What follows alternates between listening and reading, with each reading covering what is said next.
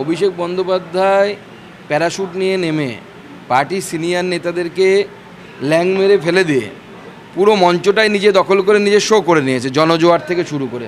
তো যারা এবার সুযোগ পেয়েছে সিনিয়র লিডার, সে মদন মিত্র হোক বা অন্যান্য সিনিয়র লিডারশিপ যারাই বলুন না কেন, সে বুলুদা হোক বা অন্যান্য নেতৃত্ব হোক, কেউ ছাড়বে নাকি?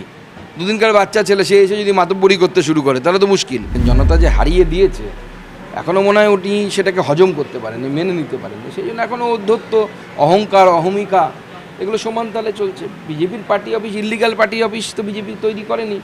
আমি চ্যালেঞ্জ করছি ওনাকে পাল্টা, ওনার যদি দম থাকে তাহলে দেখাতে বলুন কোন তৃণমূল কংগ্রেসের অফিস, যে অফিসের সমস্ত কাগজ ঠিক আছে, অর্থাৎ যার প্ল্যান আছে, যার পারমিশন আছে, যার ল্যান্ডের মালিক তৃণমূল কংগ্রেস, কোন অফিস ভাঙা হয়েছে? তৃণমূলের মূল অফিস তফসিয়াতে, সেটাই তো বহাল তবিয়তে সেখানে আছে, কোনো অফিস ভাঙা হয়নি। প্রথম কথা হচ্ছে অভিষেক বন্দ্যোপাধ্যায়ের এই ধরনের মিথ্যা প্রতিশ্রুতিতে চ্যালেঞ্জ জানিয়ে উনি এর আগেও অনেক কিছু বলেছেন, কেউ বিশ্বাস করেন না। তার কারণ উনি বহুবার এই ধরনের চ্যালেঞ্জ করেছেন। 19-এ বলেছিলেন যে অর্জুন সিং যদি জেতে উনি হাতের পাঞ্জা নাকি কেটে দেবেন। তারপরে বলেছিলেন দুর্নীতির যদি কোনো চার্জ বা ওনার বিরুদ্ধে কিছু আসে তাহলে উনি নাকি ফাঁসির মঞ্চ, কাউকে কিছু করতে হবে না, উনিই ফাঁসির মঞ্চ বানাবেন এবং তার সেখান থেকে ফাঁসি নিয়ে নেবেন। সমস্ত কিছুই হয়েছে, কোনোটাই উনি করেননি।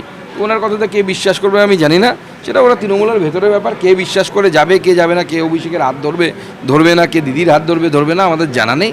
কিন্তু এটা কমসে কম আমি বলে দিচ্ছি যে ভোটের আগেও যেটা বলতাম যে তৃণমূলে শেষ পর্যন্ত পিসি আর ভাইপোই পড়ে থাকবে, আর কেউ থাকবে না, সেটা সত্যি হবে। কে ঢুকবে কে বেরোবে পুরো ওই ভাঙা বেড়ার ঘর হয়ে গেছে তৃণমূল কংগ্রেস। এদিক দিয়ে শিয়াল ঢুকছে, ওদিক দিয়ে কুকুর বেরোচ্ছে, এদিক দিয়ে কুকুর ঢুকছে, ওদিক দিয়ে শিয়াল বেরোচ্ছে।